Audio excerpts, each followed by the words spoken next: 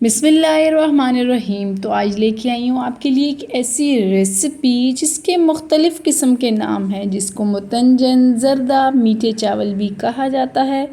आज आपके लिए मुतंजन की ऑथेंटिक रेसिपी लेके आई हूँ, जिससे कि आपके चावल भी ऐसे ही खिले खिले निखरे निखरे बनेंगे। ना तो आपस में ये चिपकेंगे, ना ही सख्त होंगे और ना ही बहुत ज़्यादा नरम होंगे। तो कमाल की रेसिपी होने वाली है ये, और आपको भी बहुत ही पसंद आने वाली है। ये मीठे चावल हम अमूमन शादी ब्याह में ही खाते हैं, तो आज हम बनाने वाले हैं इसको अपने घर में। कंप्लीट मेजरमेंट के साथ बनाने वाली हूँ। अगर आपको रेसिपी पसंद आती है तो लाइक कर दीजिएगा और चैनल को भी सब्सक्राइब कर दीजिएगा। तो जिसके लिए ले लिया है मैंने 1.5 कप चावल। ये बासमती राइस हैं, आप सेला चावल भी ले सकते हैं। आपने इसको अच्छे तरीके से 2-3 दफ़ा पानी में इसको वॉश कर लेना है, ताकि सारी मिट्टी, गर्द, गुबार सब कुछ उतर जाए। तो फिर उसके बाद आपने इसको एक बर्तन में डाल देना है और इसमें शामिल कर देंगे हम पानी।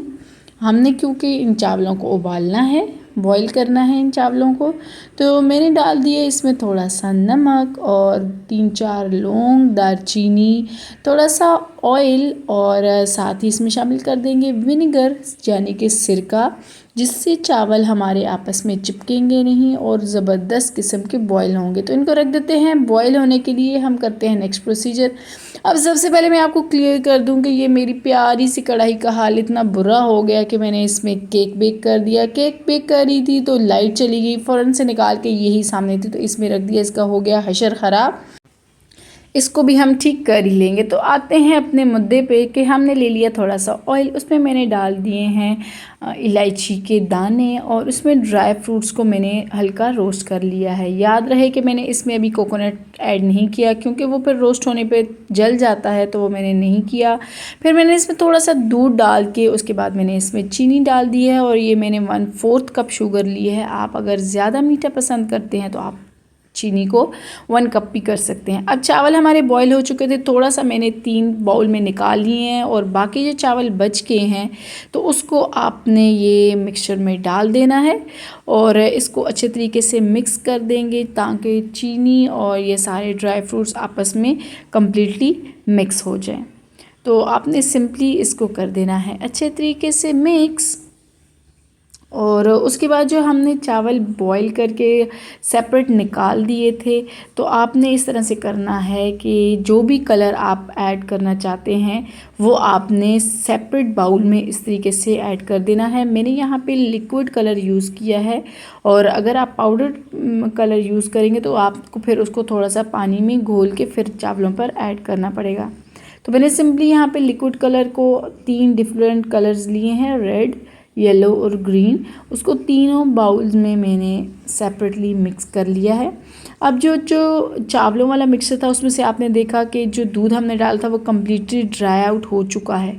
तो आपने इस तरीके से इसको सेपरेट पोर्शंस में आपने इसको डाल देना है, और उसके बाद आप और ड्राई फ्रूट जो भी ऐड करना चाहें वो आप ऐड कर सकते हैं। मैंने यहाँ पे एडिशनली अशरफियाँ थोड़ी सी डाली हैं, थोड़ी सी खजूर डाली है, और मैंने डाल दिया है इस पर कोकोनट। और एक चीज़ मुझसे स्किप हो गई थी कि मैंने इसमें थोड़ा सा केवड़ा एसेंस भी डाला था, जो कि मैं आपको दिखाना भूल गई। लेकिन मैं आपको बता रही हूँ कि मैंने इस पर थोड़ा सा खुशबू के लिए केवड़ा एसेंस या फिर आप रोज़ वाटर भी डाल सकते हैं। तो इसको रख देंगे दम पे। आपने 15 मिनट के लिए इसको हल्की आंच पे दम पे रखना है। तो ये देखें हमारे ज़बरदस्त मुतंजन रेडी है। आपने जो कलर्स आपने डाले थे, सबसे पहले रेड को मिक्स कर दिया, फिर ग्रीन को और फिर येलो को, तो फिर आपने इसको कंप्लीट इस तरह से मिक्स कर देना है। तो हमारे चावल ज़बरदस्त किस्म के रेडी है। आपने देखा कि कितने निखरे निखरे से ये हमारे चावल रेडी हुए हैं, बिल्कुल भी आपस में चिपके नहीं हैं।